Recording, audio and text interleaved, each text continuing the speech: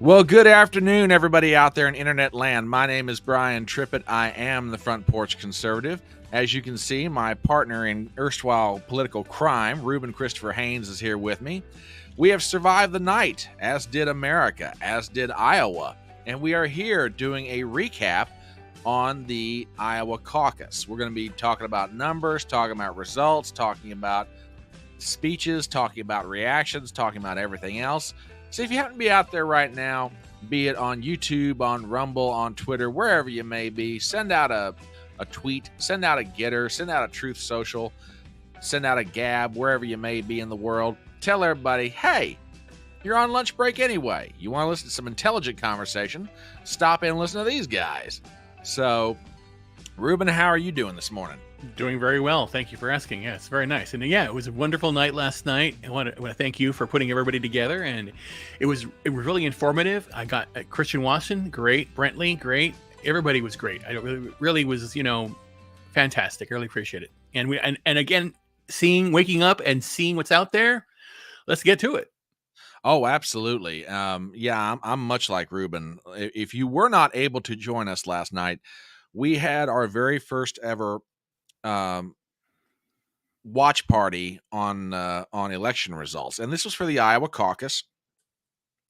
And as it enjoys its first in the nation status, we thought, well, we're going to be doing this kind of stuff all throughout the year, so let's check this thing out and let's see what we can do with it. We had a wonderful panel.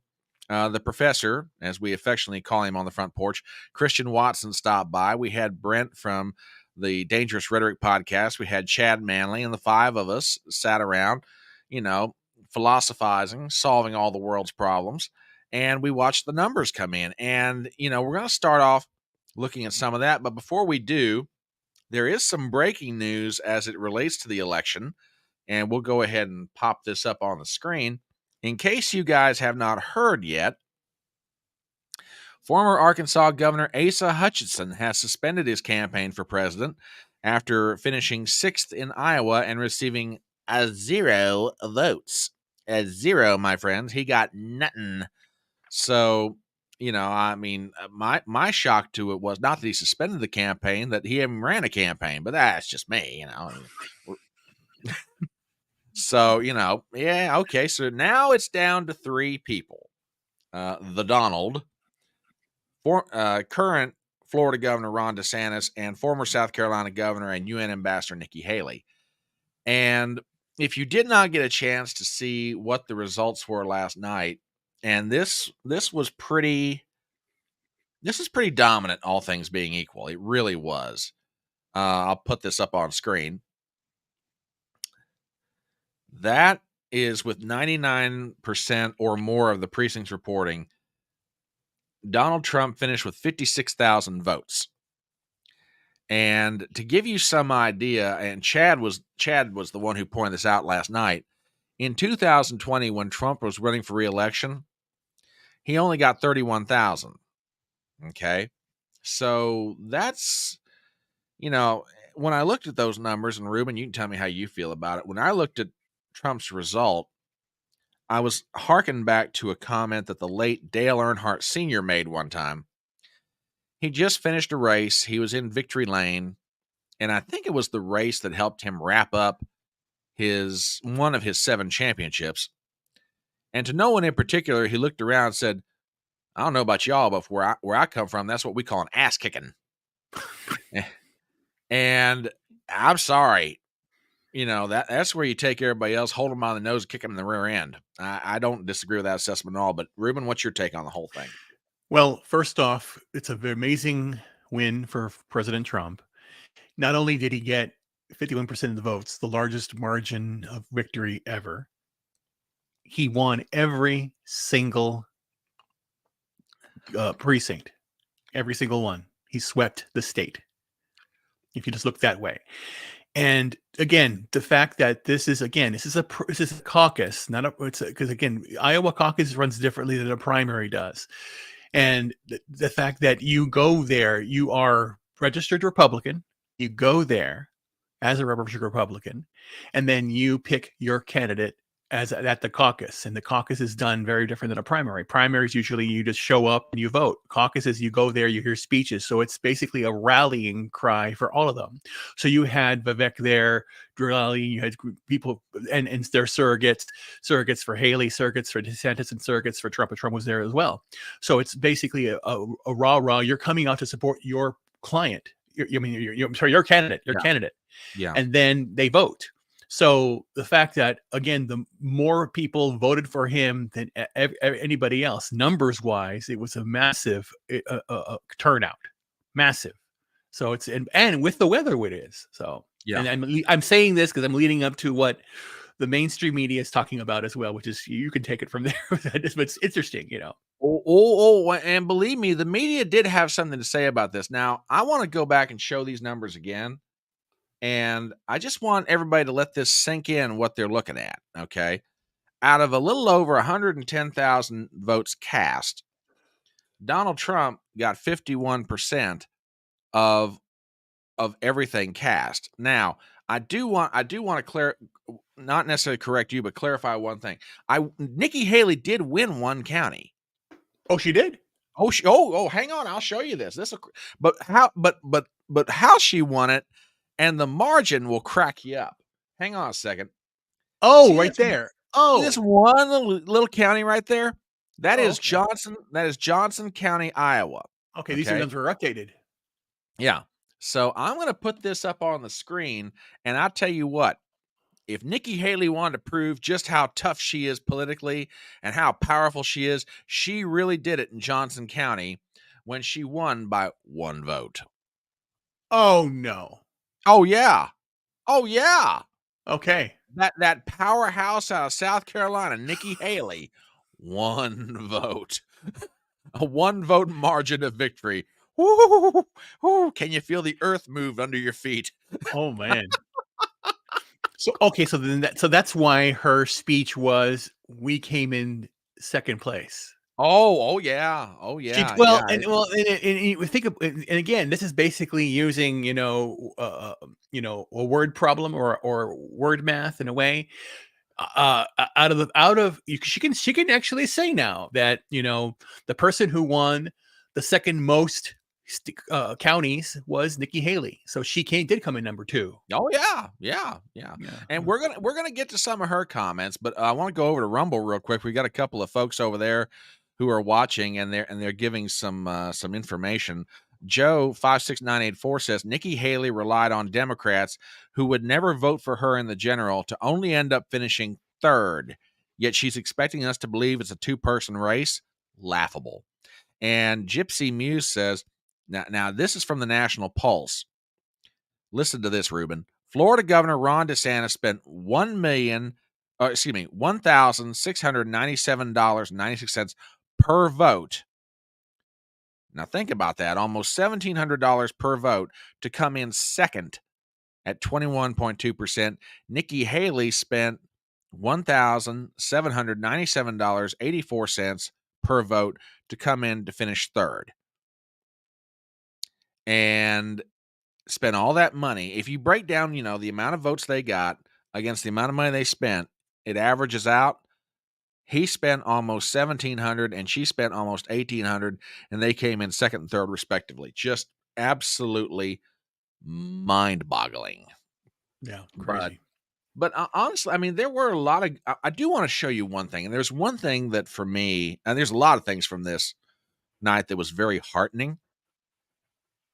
And one of them is how the caucus works. I want to show you a snippet of a video that CNN ran last night. And this, to me, people talk about in the modern age, technology and machinery and everything else. Folks, if you want old-fashioned democracy, let me show you what it looks like. And frankly, I think in some respects, we ought to go back to this as much as we can. This is from Council Bluffs, a precinct, Council Bluffs, Iowa. I want you guys to watch how they're tallying the vote. Check this out. This, to me, is just amazing. Oh, wait a minute. Here we go. Haley. Trump. They're emptying out the buckets. Now, if you've been keeping track, this is not an official tally because we have to make sure that the number of people registered equals, or the number of ballots is not great, is equal to or less than the number of people here. So, hold on. I'm sorry. I don't care who you are. That's just cool. That really is. Yeah, it is cool. Yeah, that's what you call just good old fashioned democracy. There's just no getting around it, and that is heartening to me.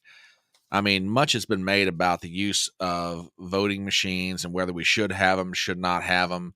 You know, personally, I'd rather do what the Carter-Baker Commission recommended back in 2005 and go back to nationwide paper ballots as opposed to machines. But that's a whole other debate for a whole other day. But my point is, I watch something like that. That's about as pure as it gets. Yeah. I mean, people write their choice down on a slip of paper. They put it into a movie popcorn bucket. Someone's sitting up at a folding table. They're tallying with pen and paper, and then they're going to retally everything to make sure it's right. That's just amazing. That to me is just totally cool. And you know what? There were a lot of things, you know, that came out of last night that I thought were legitimately, there was some analysis done that, you know, some of it I wholeheartedly agreed with. I want to show you an article, and Ruben, I want to get your take on this. This is from thehill.com, talking about the winners and losers out of the Iowa caucus. And take a look at this. There's one part of this article that I want to reference. And, you know, okay, we'll get to you, Mr. Trump, a little later. One of the winners, at least according to the authors of this article from The Hill, are the pollsters.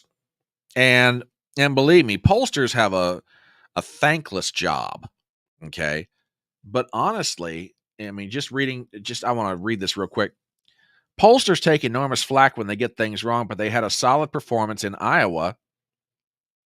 That's no mean feat in caucuses, which are inherently difficult to poll. And in this case, the savage weather introduced another element of uncertainty. Trump's 30-point lead, with 98% of the vote counted, was squarely within the range of most pollsters' predictions. Critics will note that Haley had overtaken DeSantis for second in several final polls of the caucus, but to be fair, some of the best pollsters had placed caveats around those results because of an apparent lack of passion from some of Haley's supporters. J. Ann Selzer, the driving force behind the highly regarded Des Moines Register poll, said 2 days before the caucuses that there were underlying weakness to Haley's level of support and that, quote, a disproportionate share of her supporters might stay home. That appears to be what happened. I mean, just to give you all some perspective on the opinion of the folks over there at thehill.com, this was the last set of polls out of Iowa. Trafalgar plus 33 for Trump, Emerson plus 34, Insider Advantage plus 34, Des Moines Register plus 28. I'll tell you what, Des Moines Register was about as close as it gets. They really were. Yep. So, you know, you can't fault the pollsters for this one, you know. But Ruben, your take on that article from The Hill. No, it's again. Well, again, what's been going on since 2000, basically, every election that we've had, there's been an issue with the polls. It's been all inaccurate. So this is like they're just basically circling the wagons and making sure that they feel good that they actually got it right with the 98%. It means nothing in the long term. Again, you have to have constant results. But again, if you have the Des Moines Register doing what they're doing and doing it correctly, then kudos to them what they're doing.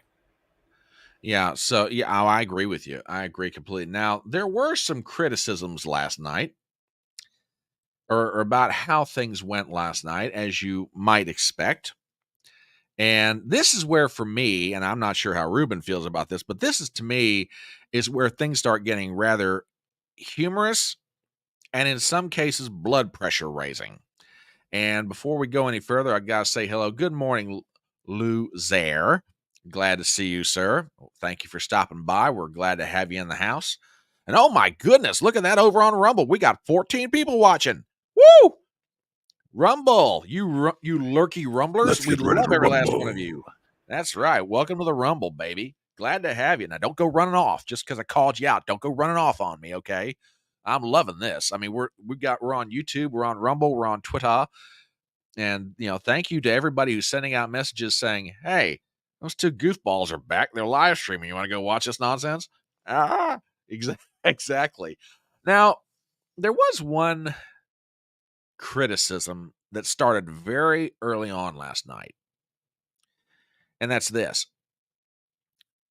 There's always how do I want to put this? People get very frustrated when a race is called while people are still voting. And that was, well, yeah, I know you're rolling your eyes, and I've heard the same thing. But in the case of last night's Iowa caucus, that race was called within 31 minutes from the time that the caucus opened at 7 p.m. Okay. But there is a valid point to make, and I want to show you this tweet from Rich Barris, who's known as the People's Pundit, and he is himself a pollster.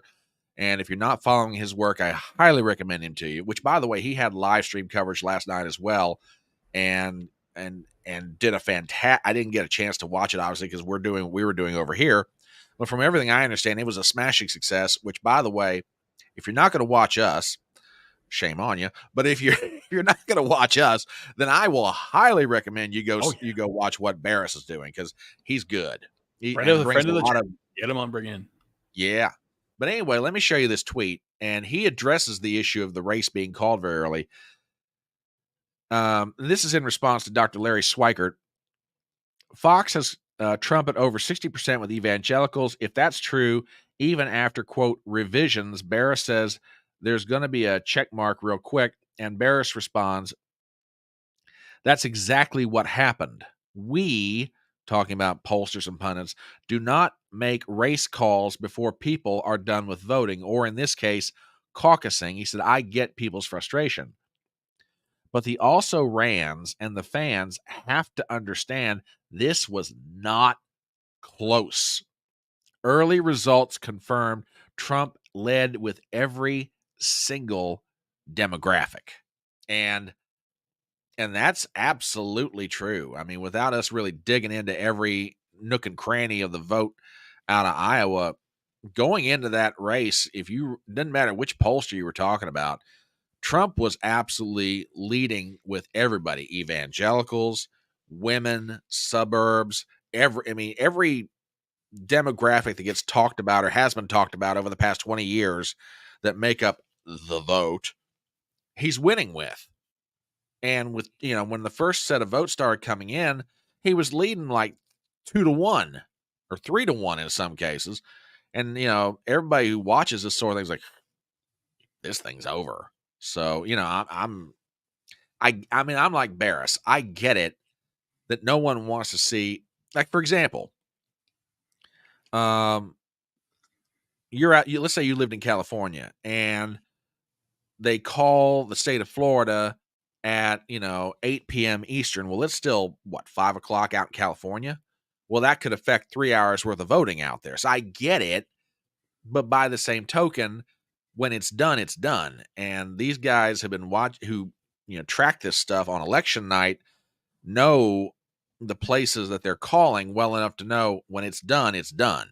You may as well just announce it. Exactly. So yeah, I agree with you there. So as far as everyone's reactions, the candidates, each one of them took a pretty conciliatory tone. We'll start first with Donald Trump's, a little bit of his victory speech last night. And Ruben, I don't know if you got a chance to watch it yourself, but we'll watch a little bit of it here. Trump did something that he's normally not accustomed to. Well, let me rephrase that. He did something that he's normally not known for. Yeah, exactly. That's a good way to put it. And even though he's not here to join us right now, we say hello to the professor. Good afternoon, Christian Watson. If check this young man out. He is one of the best and brightest out there. He was on our panel last night, and he was just on fire. I mean, Yes. I'm not blowing smoke at you, Christian. I'm serious. You were fantastic. Wise beyond his years. Absolutely. And that phrase gets used the wrong way for a lot of people, but in his case, it is not wrong. He No. is absolutely fabulous, an absolutely fantastic mind, and extraordinarily articulate. And But I thank his mother for instilling in him a great love of, himself and his country and his ability to use his talents. And yeah, it's very, very well. yeah, absolutely. And Gypsy over on Rumble says, I thought it was made illegal exit poll posting when it happened. Now that I don't know, Gypsy, I'm not sure about that. Would be interested to find out, but I do not know for sure if that was the case. But again, maybe that's in elections versus a Yeah, caucus versus a primary. There's a difference. could be. Because there are three different entities. Could be. Maybe. Yeah, so we'll take a look real quick at Trump's speech. Now, as Ruben points out, Trump did something last night he's not exactly recognized for, and that is graciousness in victory. He has the capability of it, but he's not necessarily known for doing it. So we'll take a little listen to this. So hang on, folks. I'll get this pulled up. Take But I know, a listen. yeah, Go ahead.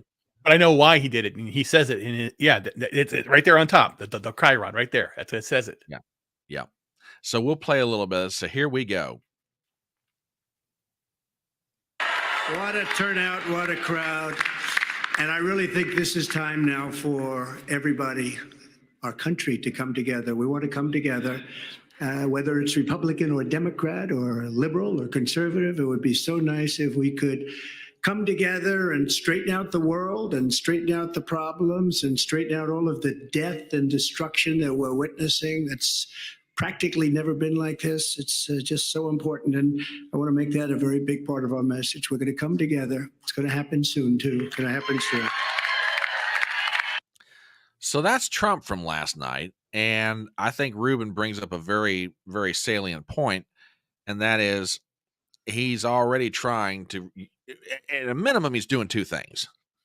One, he's trying already to unite the Republican base, even those voters that are voting for DeSantis, voting for Haley, and saying, look, y'all, let's come together here.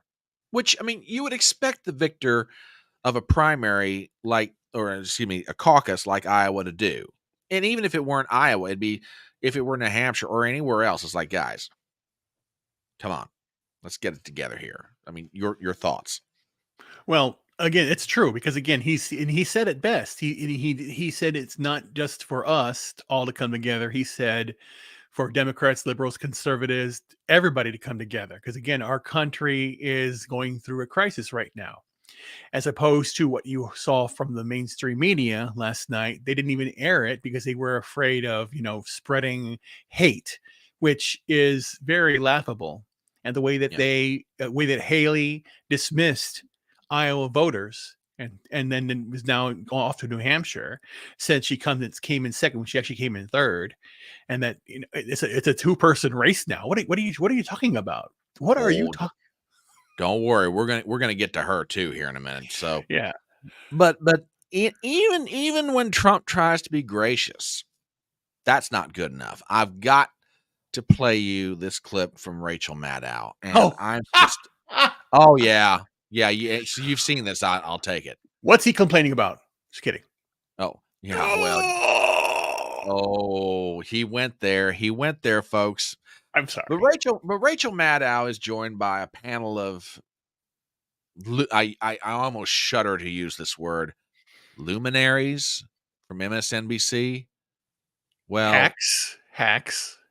Well, to call them luminaries is insulting to light bulbs everywhere in the world because this is not the brightest bunch that you ever put together. But anyway, I don't know whether to get mad at this clip or what, but I'm going to play some of this. We're probably going to, I will warn you now, we're probably going to stop some of this in the middle of it. And Ruben might have to talk me off the ledge as she gets me so mad with this.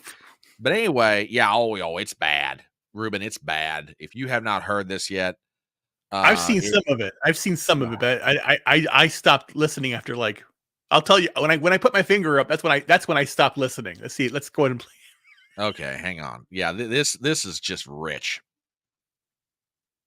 And the big picture takeaway from that, and I don't mean to be, again, too dark, as you said, on this, but it is not, if we are worried about the rise of authoritarianism in this country, we are worried about potential rise of fascism in this country, if we're worried about our democracy falling to an authoritarian and potentially fascist form of government, the leader who is trying to do that is part of that equation. Okay, so here we go with Trump is a fascist.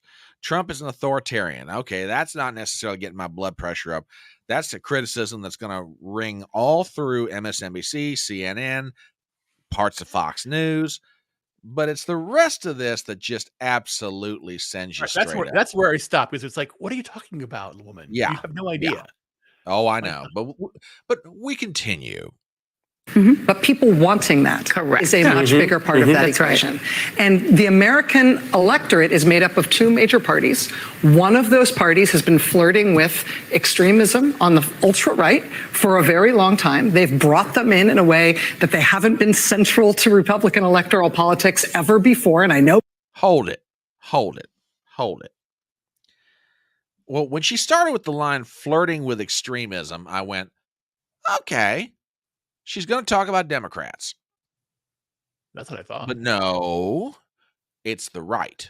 It's the right. Ultra right. The ultra right. Oh, I forgot the ultra right. Excuse me.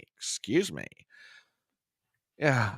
And I'm like, to borrow Viva Fry's expression, this is nothing more than confession through projection. It just as though on the political left, on your side of it, Rachel, there's nobody over there that is either pushing or encouraging or tacitly allowing riots to happen, where people's businesses are burned down, where people's homes are lost, where people are injured, where people are killed, where you don't have people protesting in front of Supreme Court justices' houses in violation of federal law, by the way. Right. As though people on the left aren't beating on the doors of the United States Supreme Court after a justice is confirmed or a decision is handed down. Oh, no. All the flirtation with authoritarianism, that's over there on the ultra-right. It has nothing to do with you guys. And you have to remember, ever since October 7th, when Hamas attacked Israel, Again, on October 7th, when Hamas attacked Israel, you've had people storm the Capitol and sit in and demand that Israel be punished for retaliation. Again, they've already done this already. And just earlier this week, you had protesters try to breach the White House gates. Yeah. So Rachel, those folks that were trying to breach the gates of the White House, if they're not, flirting with authoritarianism and fascism, what do you call them? I'm serious, Rachel. What do you call them? You just call them standard protesters? You're going to say they're not? Are they insurrectionists, by the way? If we're going to go there. Anyway, let us continue with this. I know. No, because I've been studying this. You need to study harder. But once you have radicalized one major party, so that which is the Democrats, those are the preferences of the people who adhere to your party, the leader's interchangeable. And yes, Trumpism is sometimes what we call it. MAGA movement is probably a better way to do it. But there is an authoritarian movement inside Republican politics that isn't being bamboozled by Trump. They are pushing Trump to get more and more extreme. Okay, I can't anymore. I just can't with this woman. What is she talking about? That's more and more stream about what? Yeah, professing themselves to be wise, they became as fools. That's just, oh my gosh. Oh, that is very true. Again, that goes to the entire education system itself. People who study and lofty in their ivory towers and demand edicts from those below that then they don't relate to. They have no relation to it. And it's in the same way. When I don't watch television anymore. I stopped watching Fox when they got rid of Tucker, and I was already out the door and only watching Tucker Carlson. Anyway, and I'm done. I'm done. I don't do anything. I don't watch. I don't. I'm on X now, I see the media feed there. But again, it's just they're completely out of touch. And I want to know. What I want to know is what were their ratings last night with all these? Because I tell you, That's a great question. That's a great question. more people were watching on OAN, RSBN, YouTube, Rumble, watching shows like us, watching just regular people doing the regular analysis from unbiased sources. Yeah, absolutely. I mean, it's just, and I want to get some of these comments in here. Going back over to Rumble and talking about Nikki Haley's third place finish. Gypsy says, Nikki does Common Core math, Ruben. That's how she justifies taking a third place finish and saying it's now a two-person race. Yes. Joe 56984 says, I'm old enough to remember when they called guys like George W. Bush and John McCain extremists. They used that term only to mean anyone standing in their way. And that's a great point. That's an absolutely great point. Well, and this is why I use my real name, because I'm going to stand up and stand. You're standing in my way for my freedom. I just want to be left alone. I want to live a life. I have high hopes for my own future, and you're basically saying no, I can't do it. It's insane. Yeah, and I have to say, I've always said that the audience of this social media channel is the smartest in America, smartest on the internet. Well, this comment just proves how on top of everything they are. We've got to call Joy Reid out from MSNBC, and for one very simple reason. She's appropriating Trump's hair. Did you see the hair color last night on her, by the way? No. On Joy Reid. Oh dear. Someone's got to meme that. We got clips. Don't worry. But Legion of memers out there. Anybody meme it? Just get it out there. Joy Reid comes out for. Oh my God! I mean, Joy Reid is now a Trump supporter. Yeah, exactly. She's appropriating his hair color, for heaven's sake. But oh yeah. So let's get to Nikki for a second. And her Common Core math skills. I mean, the clip I'm going to play is only 11 seconds, but it gives you an idea of the level of delusion that poor old Nikki is living under right now. And we're going to explain why here in a minute. I'm sure Ruben's got much the same thought I do. But before we get to it, it's about 12:30, and that's a good enough spot for me to do a small little commercial. My name is Brian Trippett. I'm the Front Porch Conservative. This is Ruben Christopher Haynes, my partner in crime. We are doing a Iowa Caucus recap stream where we're going over some of the numbers, some of the reactions, giving our thoughts about it all. We're on YouTube, we're on Twitter, we're on Rumble. So if you haven't done it yet, and I know all of you have, God bless you. But if by chance you've got a friend out there and you're like, I really want to get them hooked into some people that actually know what they're talking about. Wait a minute. Wait a minute. We know what we're talking about. But anyway, you get the point. You get the point. Yes, we think we know what we're talking about. So if you want to tell your friends, hey, if you don't want to watch Fox or MSNBC or CNN or this guy's live stream or that girl's live stream, check these guys out. They're trying to do a thing here, and they're having some fun doing it. So anyway, God love every last one of you. So let's get to Nikki. And I will give Nikki Haley credit for this. It takes a lot of stones to be able to take a third place finish and make the claim that she is about to make. So that sets it up. Most of you have probably heard this, but it bears repeating. Ladies and gentlemen, just listen to this. I can safely say tonight, Iowa made this Republican primary a two-person race. I can safely say that tonight made Iowa a two-person race. Oh my God, this woman, I tell you what. Lord, I mean, I agree with Christian Watson on a lot of things, but one of them is this. I just can't stand stupid. I really can't. I mean, and this is not to say that there aren't moments in my life where I flip the switch on my brain, it gets turned off, and I don't do something extraordinarily just ignorant. Well, come on. I think about it now that she's correct. It is a two-person race. It's Trump and Biden.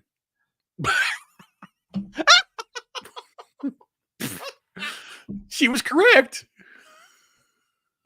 Oh Lord. I I mean, guess, yeah, I guess. That's the I only mean, way. That's the only way this makes any sense logically. And the people who are going, the seals in the back. What are you how was doing? that? How was that again? Seals. Clip it! Somebody clip it! Clip it! I've been clipped. I've been memed before. Let the memes bring glorious memes. Glorious memes, yes. I just,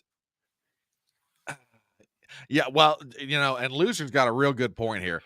I think she is correct. Iowa, yeah, it might be Trump and DeSantis. Who knows? Oh my gosh, yeah. So, but she's got a problem. I mean, among so many. But I got to pull. I was going to save this till later, but I'm going to pull this up right now, and because this bears some conversation. This is the latest set of polls that have come out of New Hampshire, and probably, if I had to guess, I'd say by Thursday or Friday, Saturday at the latest, we're going to have a new round of polling out in New Hampshire. But my point is this. Okay, let's just take the Real Clear Politics average here, okay? Trump's sitting at 43, Haley's sitting at 29. The problem that she's got from my perspective is this, and Ruben, if you want to disagree with me on this, whatever. If DeSantis had finished third, there would have been enormous pressure on him to get out. Okay? Now he's still in it. And that means whatever never Trump vote is there, she's still got to split part of it with him. I mean, in order for Nikki Haley to even have a snowball's chance in hell of winning this nomination for the Republican Party to seek the presidency in New Hampshire, she's got to consolidate every bit of the never Trump vote, and then figure out a way to start slicing parts of Trump's vote off of him to cobble together just enough of a majority to win the primary and then kickstart whatever momentum she's got past New Hampshire. The problem now is he not only survived New Hampshire, he finished ahead of her. And right or wrong for DeSantis, he's going to go on, and he's not getting as much as Nikki, he's not getting even as much as Christie, but he's still getting 6.5% if you believe the average.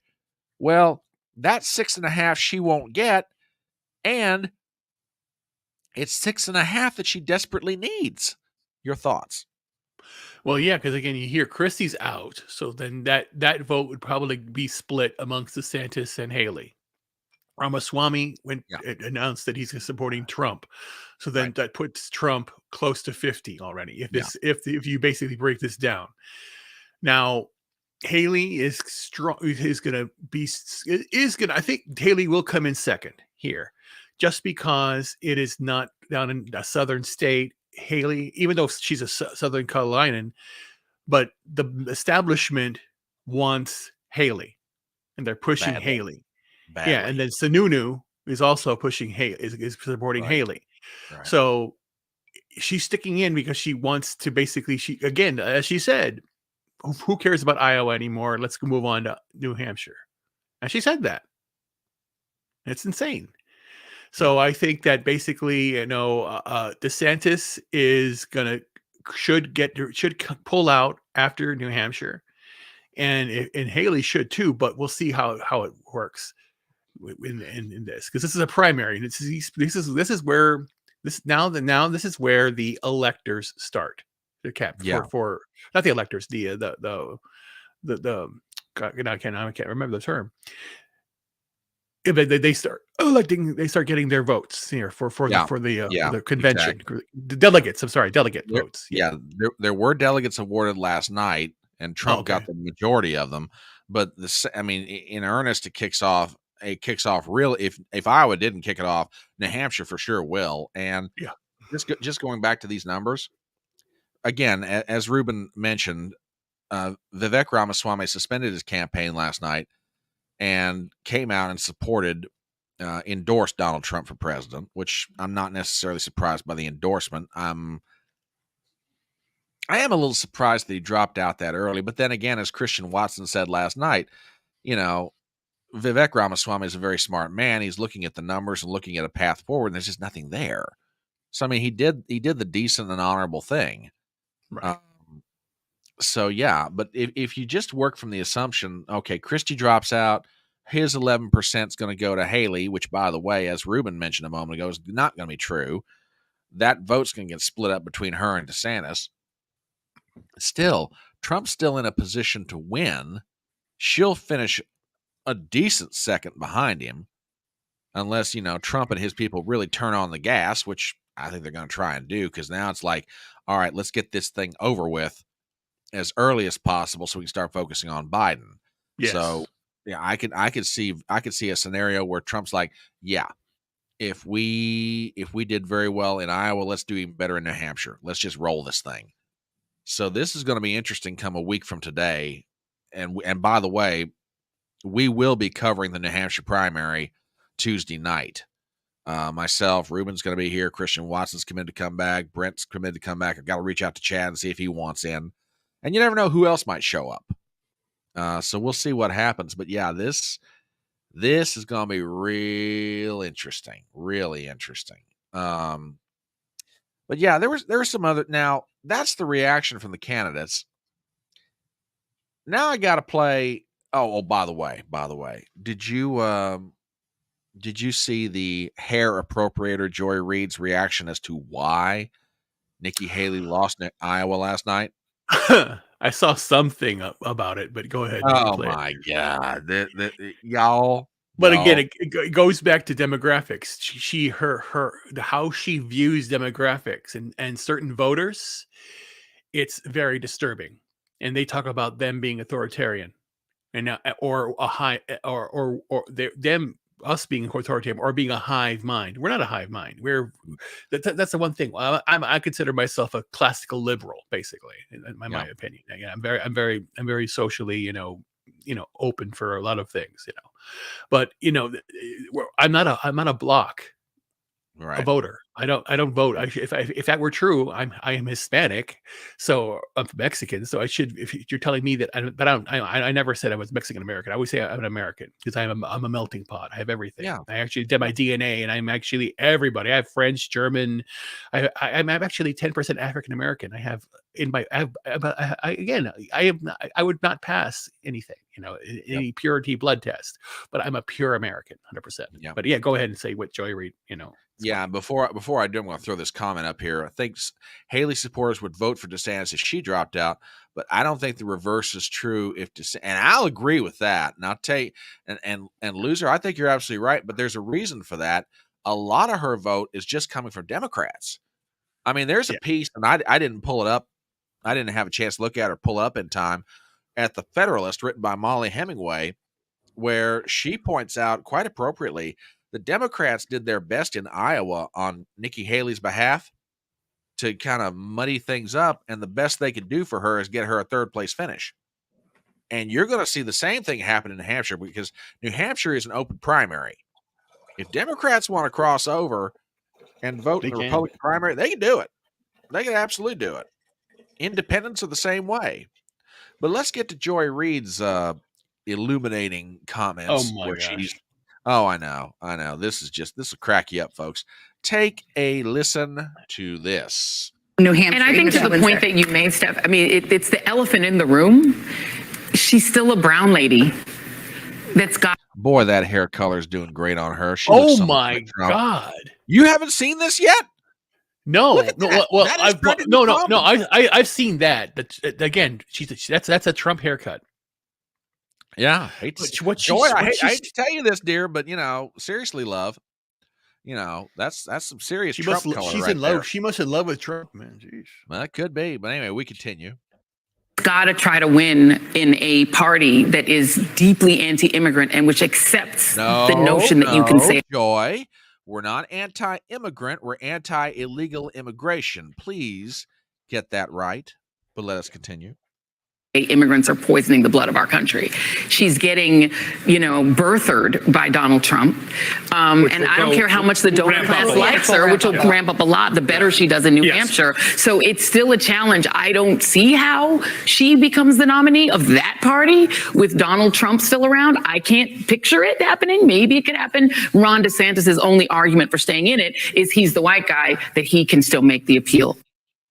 So she lost Iowa, according to Joy Reid, because Republican voters in Iowa are racist. Yep. I mean, I could play that again, but but what you said, that brown lady. What are you talking about? Yeah. My God. Yeah. See, I have been targeted of racists in my past. They called me dirty Mexican and things like that in the past, in the beaner, all that other stuff. I've had that happen to me. Okay, and all I say is they're ignorant. That's it, and I move on. I don't go after them or anything. I just don't associate with people like that. It's insane. But then to have on national television somebody say out loud that she's brown, and then that they didn't vote for you because you're brown. And then it's in Ron DeSantis is the white guy. And I'm going, what is this? What is this whiteness? It's insane. There are people have European heritage, German, French, English, Caucasian, Caucus from the Caucasus. It's not whiteness. This insanity of white hatred or white power, when they basically say, because they say black power, Black Lives Matter, and all that stuff. Right. No, we're all different shades of orange. Actually, when you think about it, we are. Yeah. Brown is a dark orange. If you think about it, that's logically. But again, this is insanity. So basically, what you're saying is we're all children of Donald Trump. Exactly. Oh gosh. It's just, this is what passes for political commentary on that wretched network. And I'm sorry, wretched. There's many words that could describe MSNBC. Wretched is probably as apropos and encompassing as I can make it. It's just wretched. There's not a brain among them. No. Oh, and again, at least a commonsensical brain. Let's put it like that. No, and I used to watch them per se. Well, back in like 1998, 1999, because they had a tech show on there, and I would watch it for the tech show and all that stuff. They were pretty balanced back then, but and it was MS for Microsoft. It backs them also. Yeah. So I don't use Microsoft anymore. I have stopped using Microsoft products a long time ago. And Apple products too, because again, the whole agenda that has been seeping politics has seeped into everything. So no, I want news, real news, and that's here or there. It's very, very far. No one's doing it now, or at least analysis that's based in some measure of reality. Correct. I mean, it just boggles my mind. I mean, look, I don't expect everyone to look at the same set of facts and come to the exact same conclusions that I do, but at least, be in the ballpark. Don't be in a different area code, for God's sake. It's just like, just maddening. Now, there were some other criticisms of the Iowa caucus. Okay, here we go. Well, now, and this one. No, I know. It's fine. Yeah, well, I mean, I think you know where I'm going with this, but one of them is that Trump did so well because of low voter turnout. I take you, well, no, wait a minute. No, hang on. I can, in part, I will give folks on the left some of this, okay, with caveats that I don't think they're mentioning to low information voters, folks that maybe are just, okay, they see the headline, they're like, oh, okay, Trump won, you're on pretty big, oh, good. But they're not mentioning some very important caveats, and we'll get to those here in a second. I take you we take you to CBS News. In 2016, Republicans set a new record for turnout at the caucus with almost 187,000 GOP voters. Though the total made up only about a third of all registered Republicans. All right, that's fair. That's fair. Turnout at the 2016 caucuses greatly outnumbered 2012, which had about 122,000.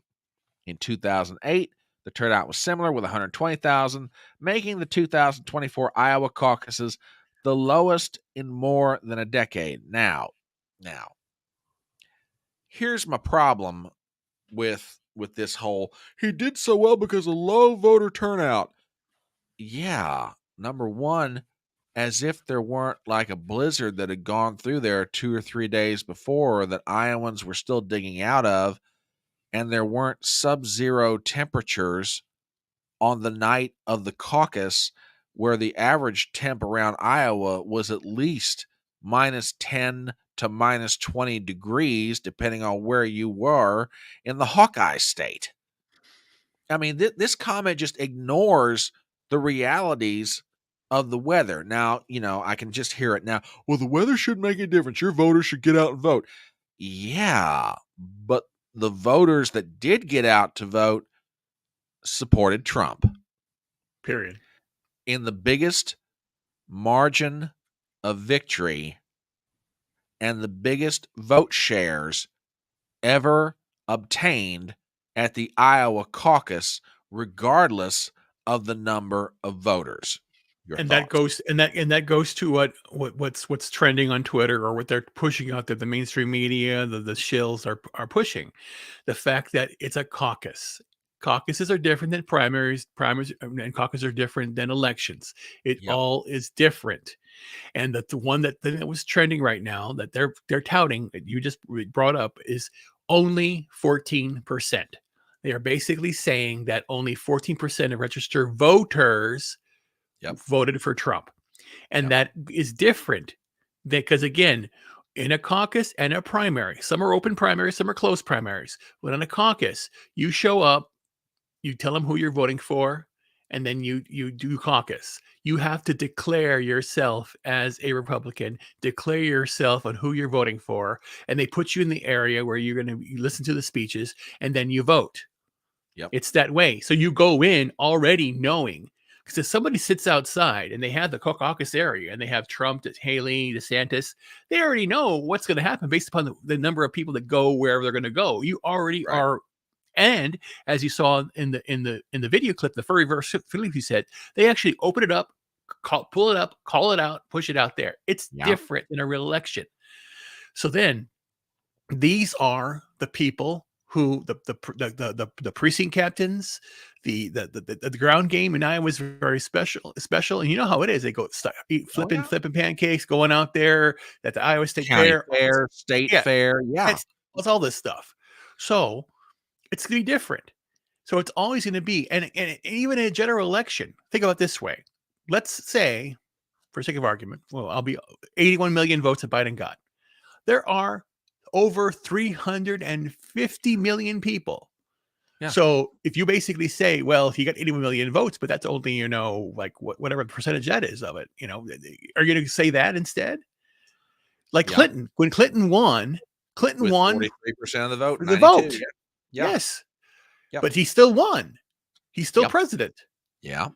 So don't start that. And I saw that. And he said, he got that he got 43% of the vote. The majority didn't vote for him, but he's still president.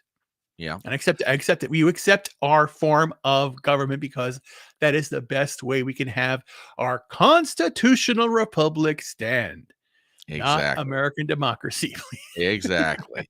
Now, I will say this: in part, this question about low voter turnout was addressed by our friendly neighborhood People's Pundit, Rich Barris. I want to put his tweet up, and this is in response to what would have happened to DeSantis had there been higher turnout. Take a look at this. That low turnout was the best case scenario for Ron DeSantis. It's the only reason he hung on to second place. Higher turnout would have pushed Donald Trump to 53%, and Nikki Haley would have taken second. It's astonishing he put those numbers up anyway, which I can't disagree with that. Can't disagree with that. Oh, wait a minute. I got to put this up here. Check this out. I did not see this yesterday. Now wait a minute, I may have, but I didn't put as much emphasis on it as I should have. She's talking with Neil Cavuto of Fox News the other day and spilled the beans that most of her money, or a big portion of it, is coming from Dems.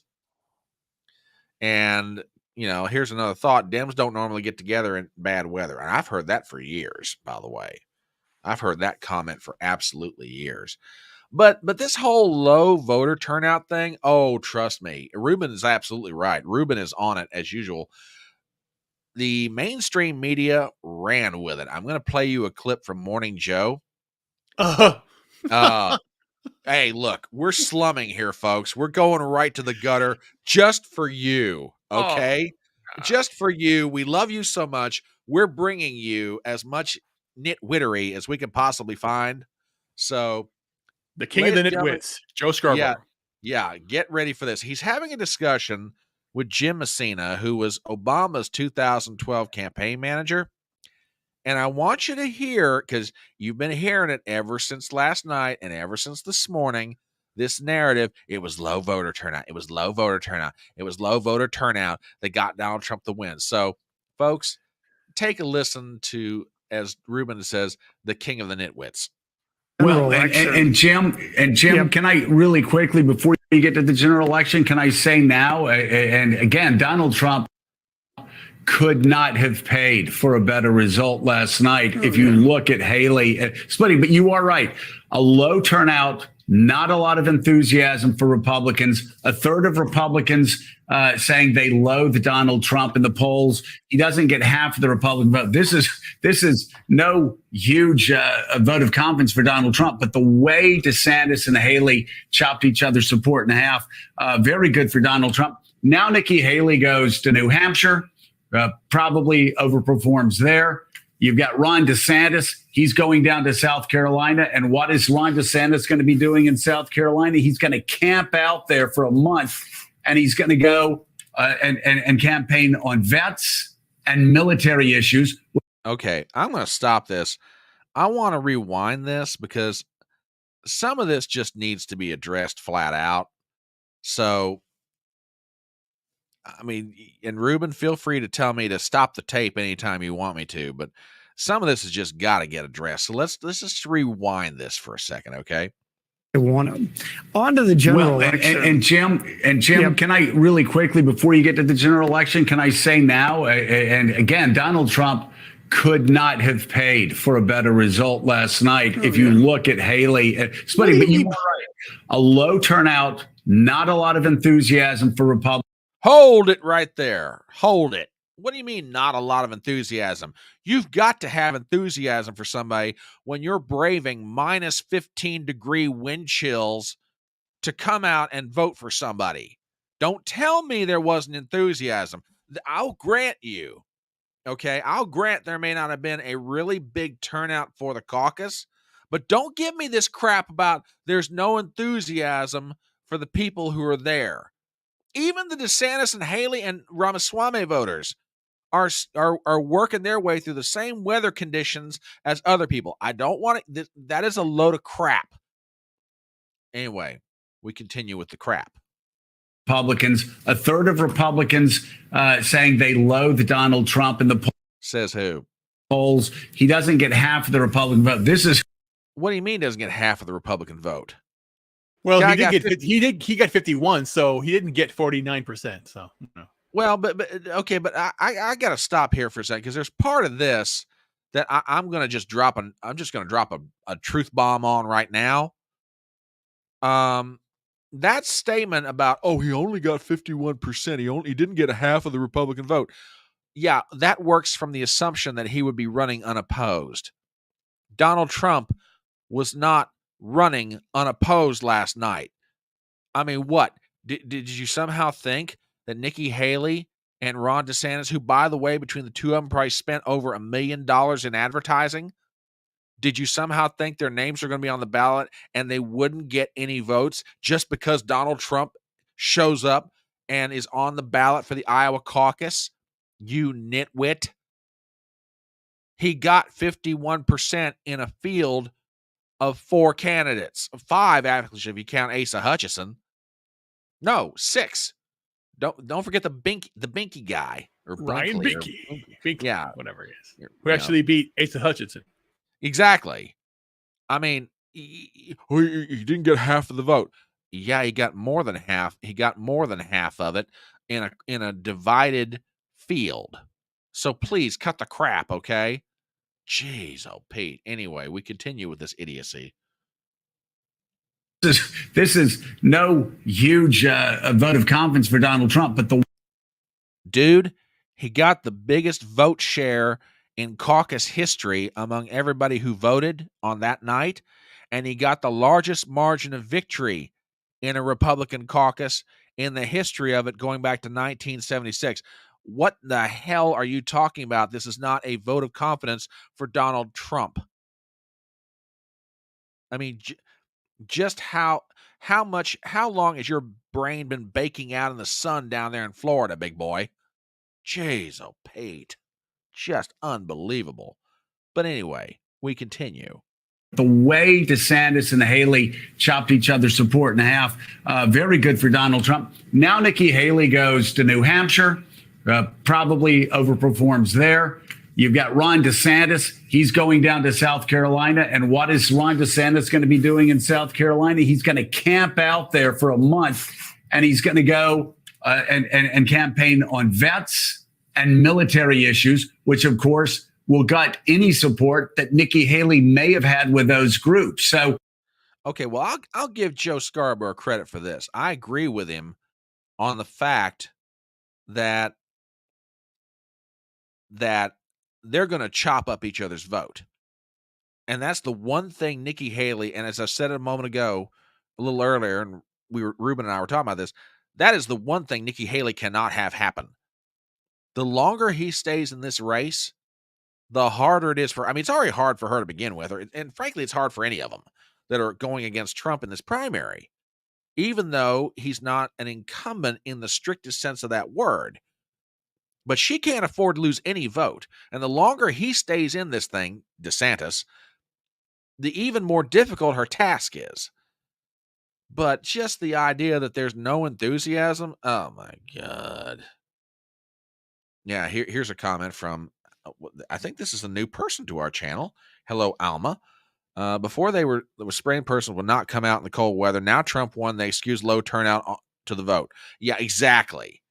It doesn't matter what margin he gets. It doesn't matter, how wide a victory he's got. They're going to find some reason to say it wasn't significant. It wasn't important. This is a repudiation of Trump. They need to move on, yada, yada, yada. And they had the same, the down there, they had Claire McCaskill say, it wasn't a good night for Trump. What are you all talking about? What are you all talking about? Dude, we've got that one. We've got that. This is why I love co-hosting with Ruben, because as I said, the audience on the Electronic Front Porch is the smartest on the internet. My co-hosts are just that good, ladies and gentlemen. This is why this dude right over here, this is why he's co-hosting with me. Daggone it. That's why he's co-hosting. But we'll get, yeah. Claire McCaskill did not exactly prove that she was a light bulb of illumination, let me tell you. And we'll show you what we're talking about here in just a second. Loser says, remaining in the race will ensure. Yeah, exactly. They're going to chop each other's vote. DeSantis and Haley will chop up each other's vote. And just a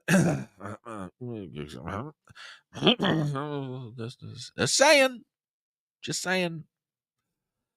There you go. Not wrong.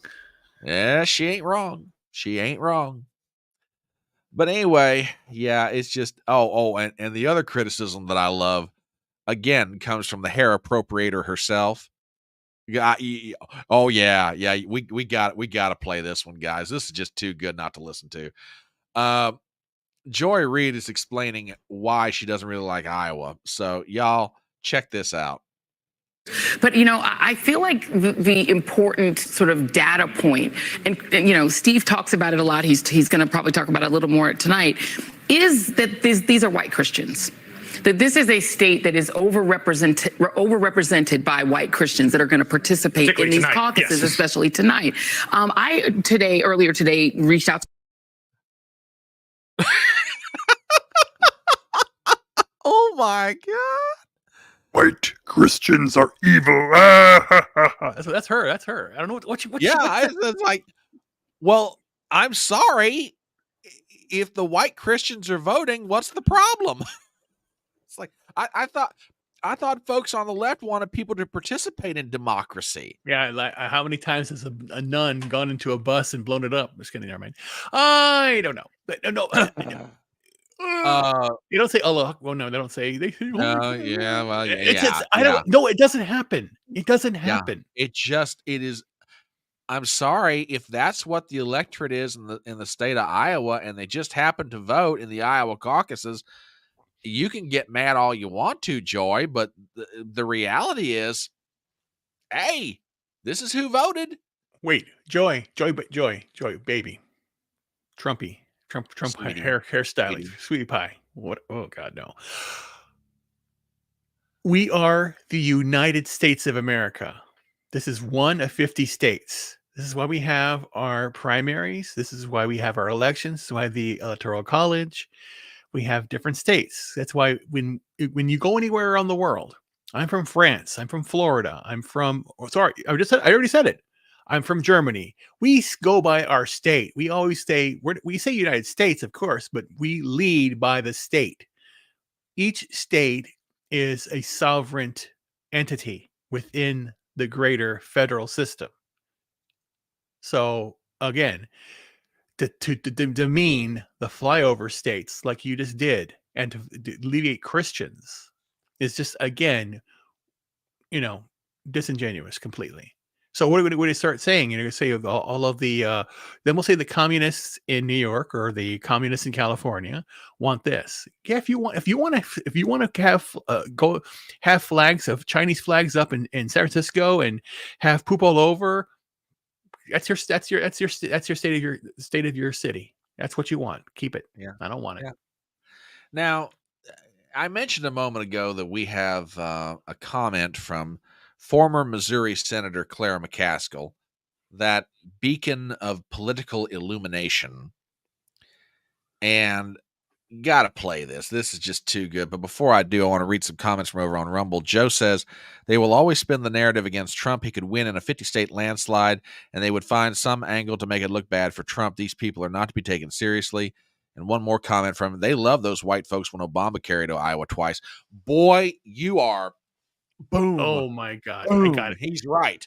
I know what's going to happen. Let's say that Trump wins with 100 million votes, more than anybody in history, right? Your lips to God's ear. And let's say that there are, let's say for sake of argument, there are 300 million people voting. Oh, sorry, 300 people in America. I know it's more like 360, but whatever. Then they're going to come out. Only 1/3 of Americans voted for Trump. Oh yeah, they're going to. It's going to be. It's insane. It's insanity. Oh, I agree. I agree completely.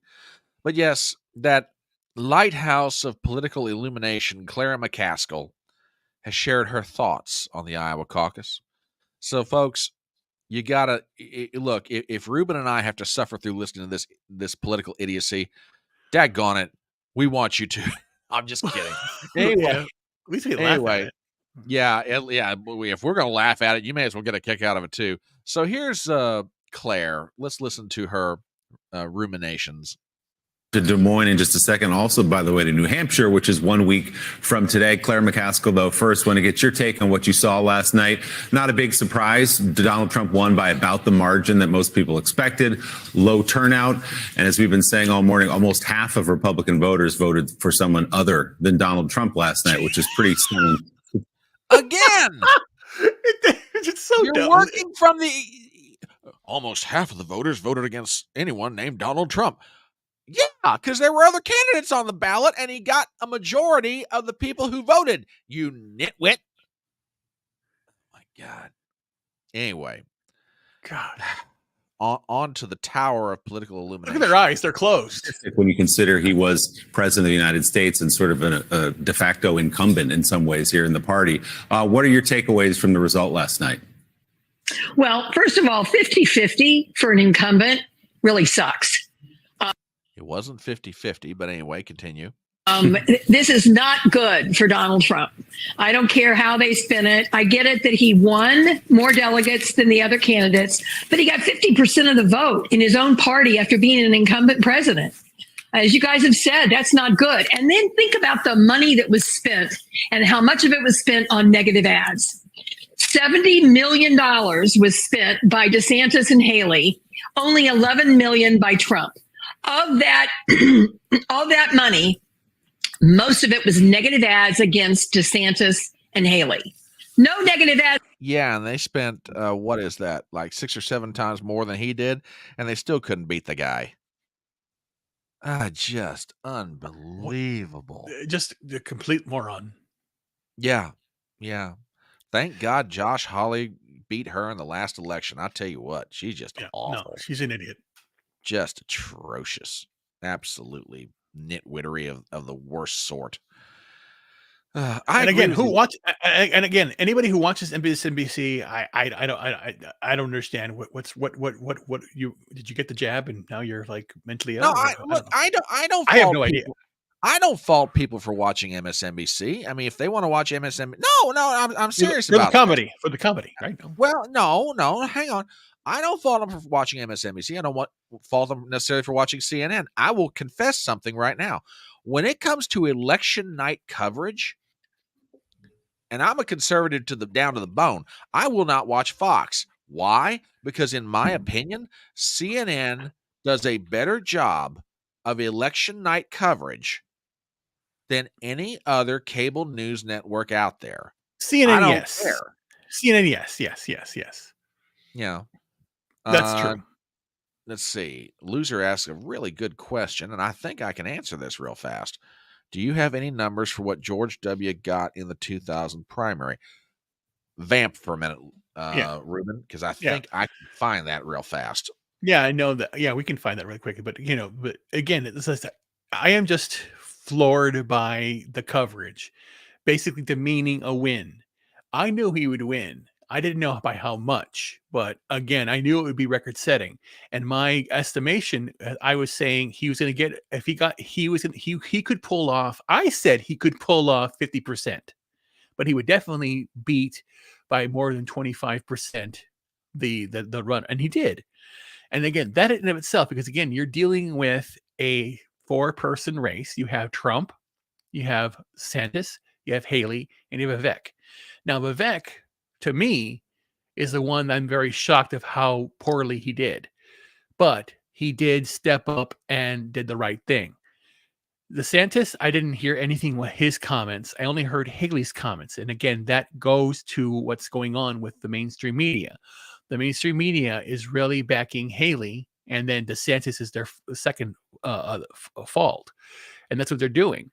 And Vivek, and I don't know how it was. It was coordinated or whatever. They were trying to nuke him because all of the press that happened right before was that photo op of him saying, "Vote for me, and I'll save Trump when I'm elected," or a vote. You're worried about Trump? Well, he could get indicted or whatever, and put in jail or whatever like that, and then you vote for me instead. So again, it was a very bad take. But the fact that they were just trying to get him out, that could have been it.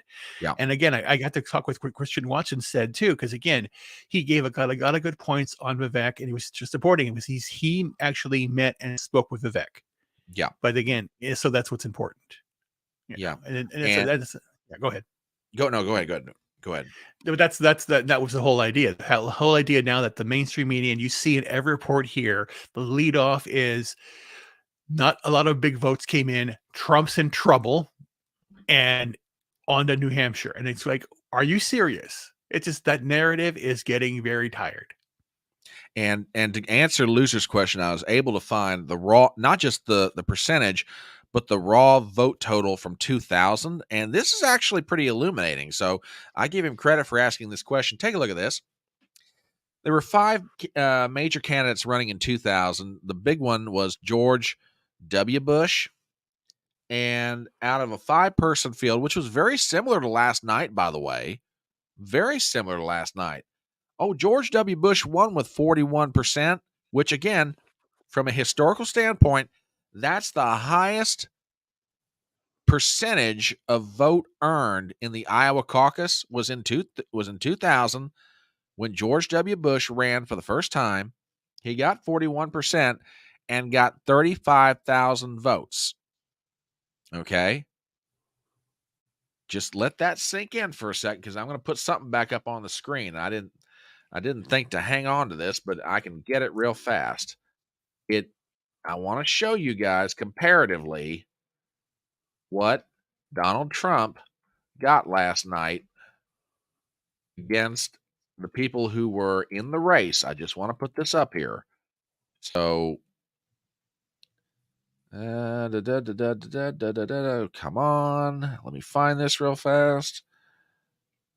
And here it is. Okay. Yeah. Just comparatively speaking, Trump got more votes. Now, granted, it's a different number of people participating in the caucus. I grant you that. Okay? I grant you that. But he got more votes, higher percentage, and the largest margin of victory in the history of the Iowa caucus. Right. You know, remember what I said before this ever started last night. There are only two metrics that matter as far as the historical significance of the vote last night: the margin of victory and the percentage earned.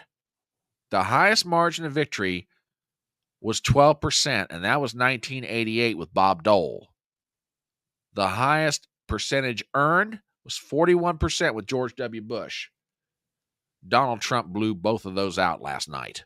Yeah. There's just no getting around it. I mean, the gatekeeper media can get as pissy about this as they want to, and they will, just because they don't like Trump and they don't like conservatives in general. But there's no way of getting around it. Yeah, Donald Trump held. Yeah, go ahead. Oh, let's say the party that basically is saying that Trump lost because only half won is the same party who is not allowing RFK Jr. on the ballot because it's Biden. They are basically suppressing a vote that people want. It's insane. Yep, absolutely. And they say that we're the ones that want to suppress votes. Shoot. Yeah.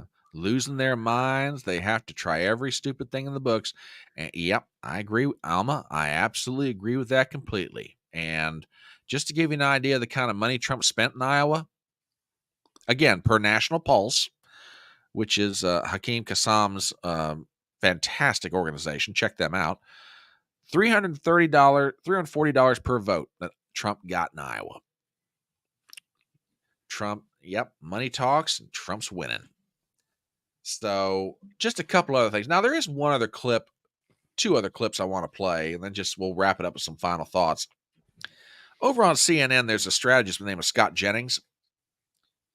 And I don't know a lot about him. I know he's been a Republican consultant and other things over the years and a commentator.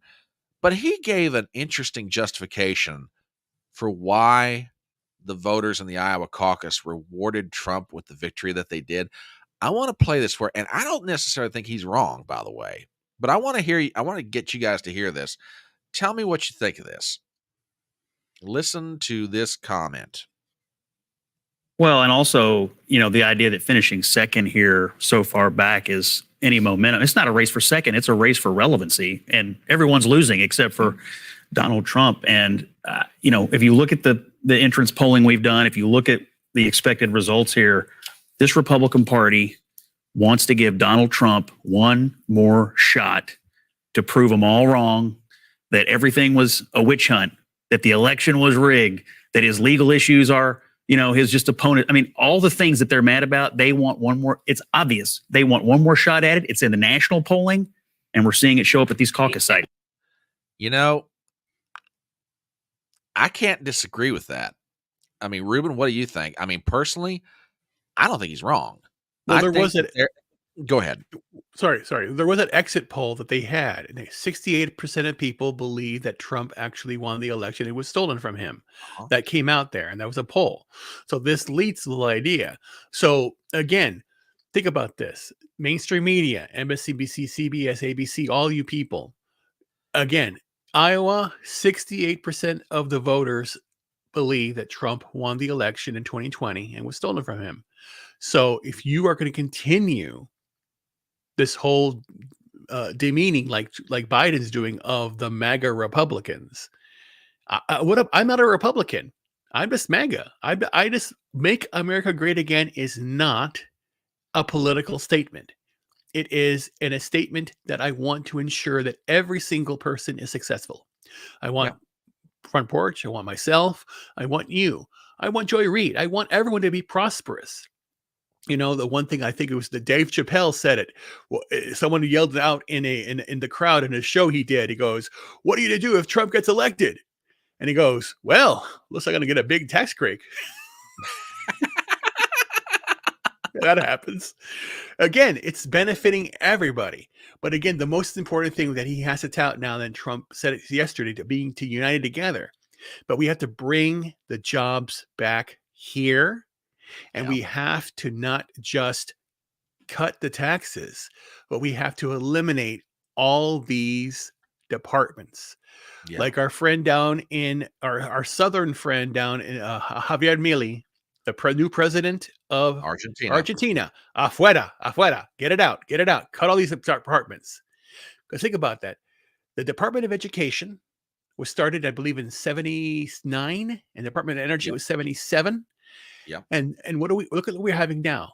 The idea of having rolling blackouts, the idea of our education system is now 24th in the world because of that, because of things that both parties have done. No Child Left Behind was a horrible thing. Common Core math, which Nikki Haley is a proud proponent of, and she really, that's our math. That's how our math skills are apparent that way. We're not teaching basic things. I always say it's not reading, writing, arithmetic. It is comprehension, how to express yourself, and budgeting. No, they're not teaching budgeting anymore, and that's plainly seen by Congress that has not had a budget in years, decades. It's continuing resolution. Shut the government down if it has to be. Because I'm done with this stuff. It's all this $33 trillion in debt, endless wars again happening. It's over, and the mainstream media is not getting it. They basically are dismissing Iowa. And they're going on to New Hampshire, and they're just concentrating on this, and they're going to basically be irrelevant this coming term. No one's going to be watching. No one's going to be watching you. I mean, ABC, CBS, Fox, and NBC. They're not watching you anymore. They're watching us because again, it's the kitchen table now transferred over to the podcast. People like Brian, myself, Christian, Brentley, Dangerous Reddick, all these people out there that are doing these things out there who are just just seeing and speaking their mind, because people have an intelligent mind, and I believe that everybody can achieve greatness. You just have to apply yourself, and then find the right people, find the right tribe, and that's what Trump did last night. He said, conservatives, Republicans, Democrats, we have to come together because this is far more important. And Rick said that in his speech. This is about America first. It's very important. And Christian yesterday said the same thing. And we all came together last night. We're all from different backgrounds. Yeah. But we all came together with unified aspect that America is more important. We have to take care of our own. Our own first. And this, we talked about last night, the 2024 election is much more important than a lot of elections we've had recently. And it just, people ask, I sometimes wonder why it is that social media, YouTube, Rumble, and why content creators like Ruben, myself, and even bigger names like Viva Fry, Robert Barnes, Crowder, Benny Johnson, Tim Pool, why are we enjoying the success that we are? And I'm not trying to put myself on the level of a Pool or a Johnson. They're like in a whole other planetary solar system, relatively speaking. But my point is this: people are looking, they're hungry for authenticity. They're looking for truth. I'm a fellow, behind a camera, and a microphone giving my opinion. Ruben's the same way, but we're telling you exactly what we think. When the emperor goes by and everyone else proclaims, wow, look at that wonderful suit he's wearing. We're the two guys standing on the street going, he's naked as a jaybird. Why can't we just say the emperor has no clothes on? That's what we're willing to do. And I'm not trying to humble brag it or anything else. It's just, that's the reality of it. We'll tell you, we'll look at, what we've been looking at, and we'll tell you, yeah, this is what we think. This is why we think it. And this all started in 2020. And this is why I got banned on Twitter, because I called out the emperor has no clothes. And I'm very glad that Elon got X back, or Twitter now X, he got it back, and I'm done with it. And again, I want to go away. I want a future. I want to just live my life, be happy, have a family, raise some kids, and just be happy. I want to be left alone. And that's what most conservatives, most, real Americans just want, to be left alone. I'm not a rah-rah about anything, but this I am. About America, I'm a rah-rah. About America individualism, American excellence, and I want every single person to be able to do their dreams. Fall down, fail at something, try something, and do what you can do. And I want that opportunity. I don't want to be told that I'm irrelevant, because I'm not. And that's what they're doing right now. They're trying to say that, it looks bad for Trump. No one voted. And then again, and they are the authority. Who are you with? What authority, or who are you for? They call it the leaders, or the elite, or those that are responsible. The influencers. Yes. Yes. No. We're done.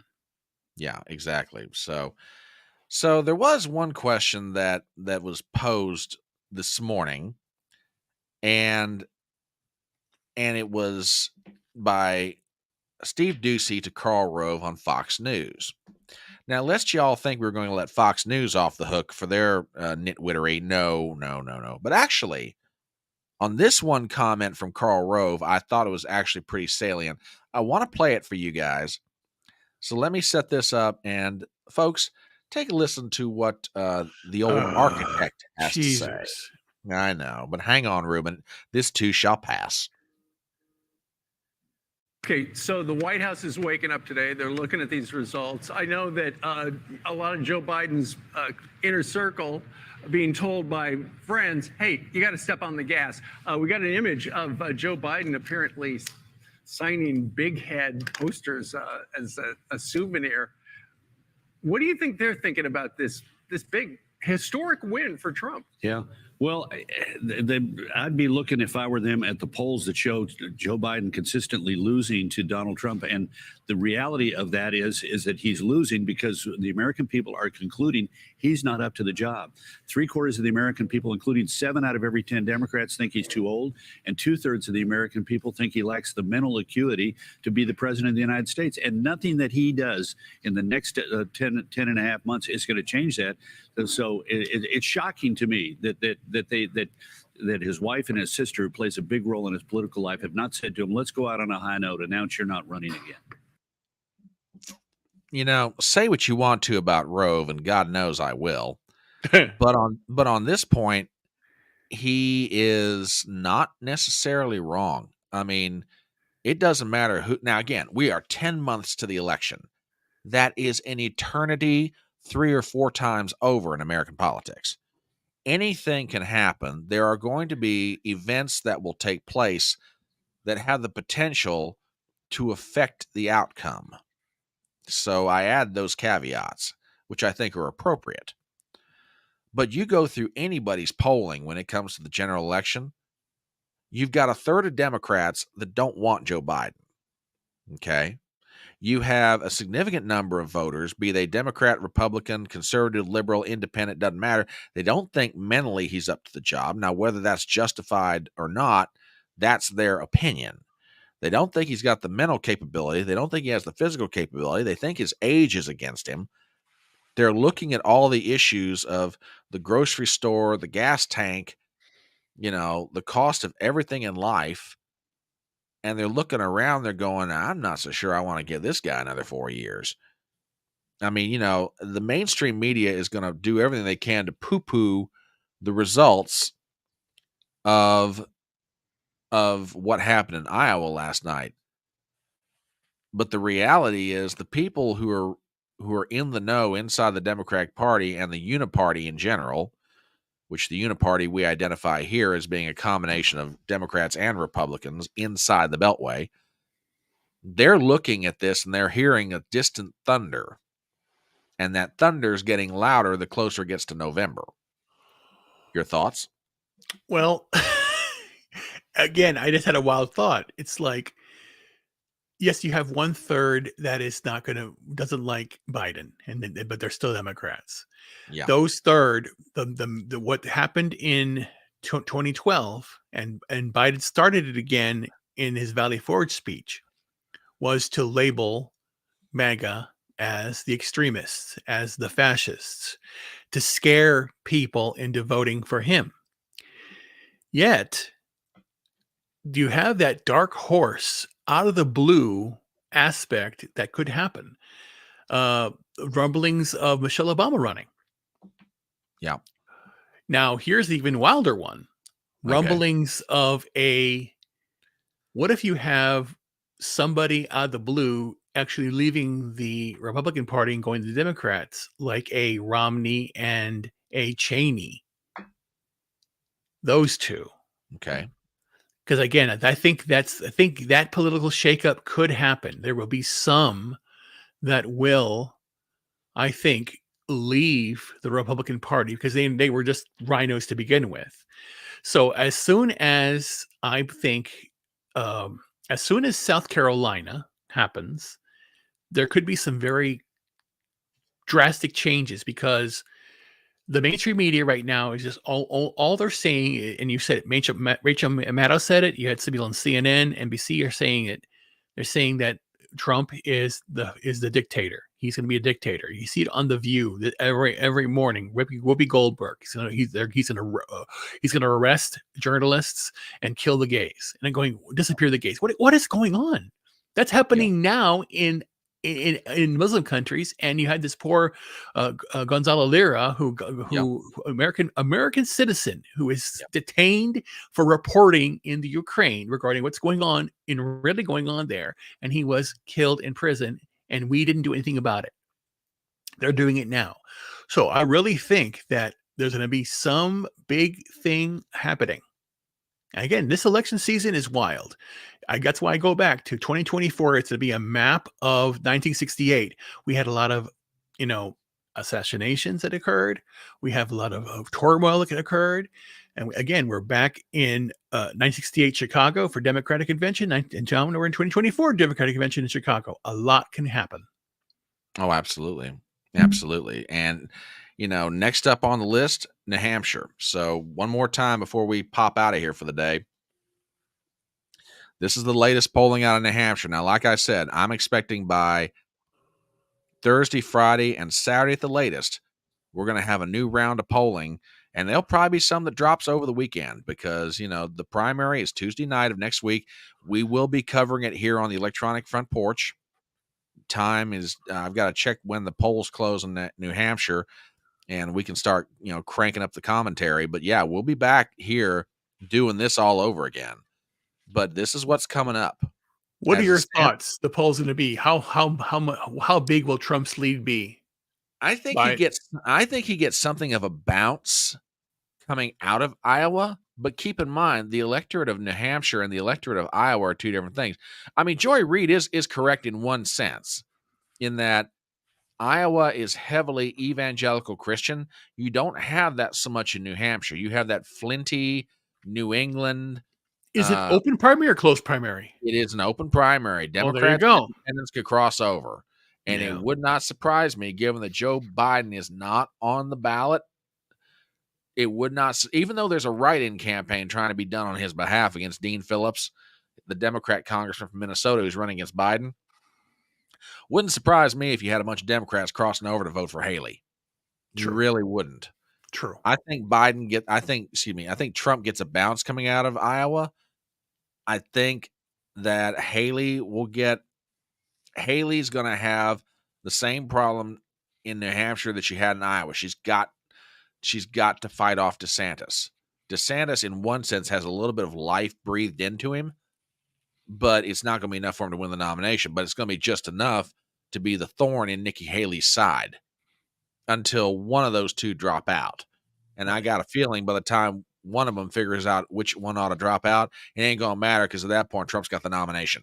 I mean, according to Rich Barris, if everything goes correctly for Trump the way it should, let me rephrase that, the way it could, he could have this thing wrapped up by March 4th at Super Tuesday. Yep. So oh yeah, definitely. Yeah. You'll have the requisite number of delegates to be the nominee. So yeah, folks, we're going to be back next Tuesday night for sure, covering the New Hampshire primary. Ruben, in the meanwhile, what have you got coming up on your channel? Where can people find you? How can they best support you? Where can they go to give a sub or to give a follow? Well, you can follow me on all my Rumble, YouTube, X is at Ruben Haynes, Instagram as well. I use that very simply. I've been on the internet for a very long time. Follow me there. I haven't been putting out too many videos as I've been dealing. I personally, as Brian knows, I've been dealing with a very serious autoimmune condition. All last year, I lost 250 pounds, all tumors basically going away. And I have a lot of high hope for 2024. I'm going to be doing more videos on X, more videos on Rumble, and getting things out there. So I also will be, me and Brian are talking about doing a sub channel to his channel, and and we're still working on the details there to put out some shorts, because I do want to basically put up more information of writing commentary, following analysis, because I'm a numbers guy. And I love the real political debate. And I love what we did last night in talking with people who, again, we're conservatives. I consider myself a classical libertarian, and we all come together. We all we all want, everybody, even on the left and right, is to have a good life. And that's where we stand now. So follow me there. And then, just, support the channels I'm on. I have 6 channels on Rumble. And I'm going to be putting more content out there, because I call it my persistence, because that's what's important. This is about my life, my comeback. I lost my wife in 2019. I lost my ability to I couldn't even walk. And Brian wasn't there, but when he saw me, when we met each other last October, I was walking with a cane. I still use it sometimes, but the year before that, I couldn't even get up because I was completely incapacitated. So this is my redemption, my story of coming back to life, and I'm going to put more out there. So follow me on my channels. I put my story on YouTube. I have a weight loss channel as well. Follow me on all my channels. Thank you so much. Yeah, and Ruben, as always, thank you for being here and partnering with me in this effort to try to make sense out of the nonsense. So you can find me on Rumble. You can find me on YouTube. You can find me on Twitter. At Twitter, it's the Front Porch C1. All you got to do is type in the Front Porch Conservative on YouTube and Rumble, and you should be able to find me. For everybody who's been subscribing to my channel, the channels are growing at numbers that I just cannot believe at this stage of their existence. So for every subscriber, for every person who sends out a tweet on my behalf, that says kind words, that spreads the word to their friends, thank you so ever very much. Again, we're going to be back next Tuesday night, time to be determined, covering the results of the New Hampshire primary. In the meanwhile, I'm going to try and put out a video or two this week, but Thursday night, 6:30 Eastern, we're going to have a very special guest on the Electronic Front Porch, Gothics. And I am really looking forward to a conversation with her. There's a documentary about her story that's out on LOOR.TV right now. If you have not seen that documentary, go watch it. It is very well done. And she is she's an amazing young lady. So I'm looking forward very much to a conversation with her. So anyway, come join us this Thursday night, 6:30. Saturday is Front Porch Brunch, where we're going to be, catching up on everything going on in the news. So, tune in, join in. And in the meanwhile, wherever you are out there in the world, have fun, stay safe, stay warm, especially in this weather. And in the meanwhile, we will catch all of you guys next time. Oh, bye.